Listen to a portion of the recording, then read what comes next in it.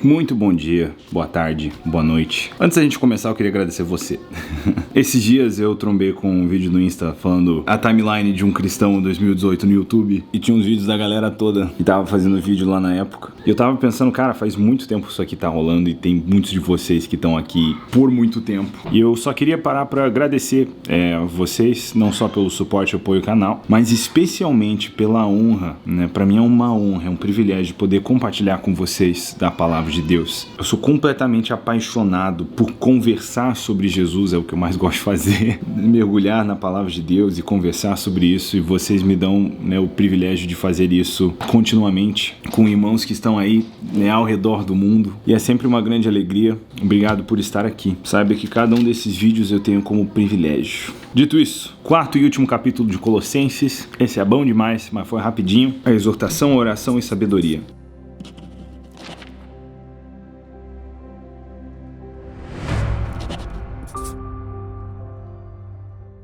Começando no versículo 2, porque o 1 tecnicamente a gente leu semana passada. Perseverai na oração, nela permanecendo atentos com ações de graças, ao mesmo tempo orando também por nós, para que Deus nos abra uma porta para a palavra, a fim de anunciarmos o mistério de Cristo, pelo qual também estou preso, para que o revele como devo. Comportai-vos com sabedoria para com os de fora, aproveitando bem cada oportunidade. A vossa palavra seja sempre amável, temperada com sal, para saberdes como deveis responder a cada um. E isso aqui eu acho sensacional. A gente precisa saber levar conversas de boa com as pessoas que são de fora. Aqui na nossa casa, a igreja se reúne nos lares e vem muita gente que não é cristã para essas reuniões. Apesar da gente cantar louvor, falar sobre Bíblia e pregar o Cristo crucificado, cara, tá colando gente aqui que tá faminta pela verdade de todo tipo de filosofia, ateu, budista, muçulmano. E quando as pessoas permitem, a gente entra em discussões altamente apologéticas e rasga visões que não condizem com Cristo, mas o que nós sempre fazemos é que cada pessoa que passa por aquela porta, nós já temos uma dívida, né, de amor para com essa pessoa. Então, nós nos esforçamos por tratar bem os que são de fora, né, pensando sempre em aproveitar as oportunidades que nós temos com eles. Essa é uma das coisas que a gente não pode deixar passar despercebido no nosso dia a dia. Cara, aparecem oportunidades.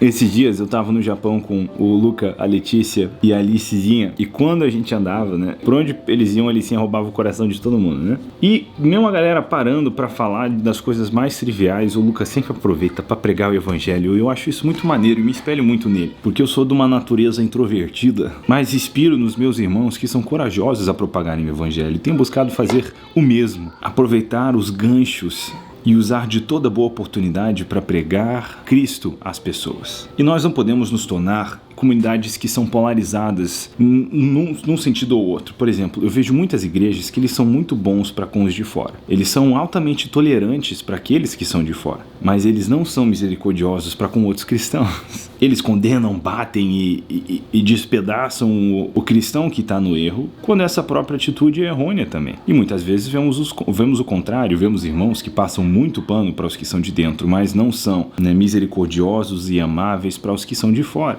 Mas o que a gente não pode esquecer é que um dia nós já estivemos lá fora também. E não podemos nos esquecer que nós mesmos não somos perfeitos. Então, do mesmo jeito que eu preciso de graça, misericórdia, ajuda, paciência e da amabilidade dos meus irmãos, eu deveria também ser um provedor dessas coisas. E a palavra, meu amigo, a palavra sempre amável e temperada com sal, para saberdes como deveis responder a cada um. Essa é a maneira com a qual o cristão deve comunicar. Mas tal pessoa a gente não precisa, nem precisa apontar. O ponto é, esse é o padrão, e o que não é isso, é o que não devia ser. Tíquico, sugestão de nome. Irmão amado, fiel ministro e conservo no Senhor, vos informará sobre a minha situação. Eu estou enviando para isso mesmo, para que saibais como estamos e para que ele conforte o vosso coração. Onésimo, outra sugestão de nome, que é um de vós, irmão fiel e amado, irá também. Eles vos informarão de tudo que acontece aqui. Cumprimentam-vos Aristarco, outra sugestão de nome, meu companheiro de prisão, e Marcos, primo de Barnabé, a respeito de quem recebestes instruções.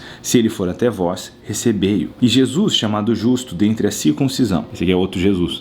Jesus é uma transliteração do nome Josué, no grego. Então, Jesus, do grego, é o Yeshua ou Yehoshua, do hebraico. São raros os outros Josués, né? Por exemplo, nos evangelhos não tem outro Josué, só Jesus. Mas o nome raiz é Josué. Dentre a circuncisão, são só esses os meus cooperadores no reino de Deus, os quais me têm sido consolo. Cumprimenta-vos Epáfras, outra sugestão de nome, que é um de vós, servo de Cristo Jesus, que sempre luta por vós em suas orações, para que permaneçais amadurecidos e plenamente seguros em toda a vontade de Deus. Sou testemunha de que ele tem grande cuidado por vós, como também pelos de Laodiceia e de Hierápolis. Lucas, o médico amado, e Demas vos cumprimentam. Cumprimentai os irmãos em Laodiceia, e também Ninfa e a igreja que se reúne em sua casa. Ó, que coisa linda a igreja caseira. Depois de lida entre vós, fazer com que essa carta também seja lida na igreja dos Laodicenses. E procurai ler também a carta de Laodiceia. E dizei a Arquipo, cuida do ministério que recebeste no Senhor, para que o cumpras. E eu, Paulo, cumprimento-vos de próprio punho. Lembrai-vos das minhas prisões. A graça esteja convosco. Essas cartas, embora escritas para um destinatário específico, já era uma cultura, nessa época, né, de que as outras igrejas lessem a cartinha da outra. Até porque, isso aqui